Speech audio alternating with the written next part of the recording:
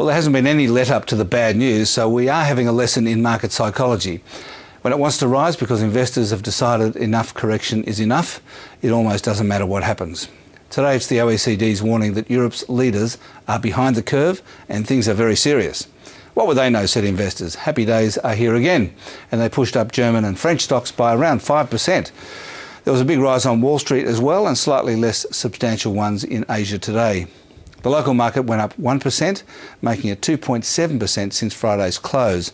Again, the banks saw the biggest gain, around 1.5% each, while the big miners were quite subdued by comparison. And another big gain was Fairfax Media, 6.5%.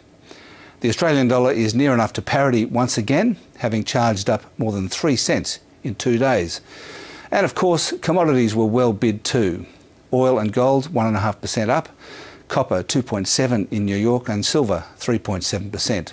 Not much else to report, so here are a couple of charts. First, let's compare budget deficits. Maybe our thin surpluses next year and the year after are a bit dodgy, but at least we're talking surplus. Note the OECD average deficit of 5% of GDP in 2013, painfully reduced from 6.25% this year. And finally, let's compare bond yields for France, Germany and the United States.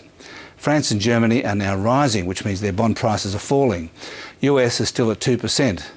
What this tells you is that investors only like buying sovereign debt in countries where the government is prepared to print money. And that's finance.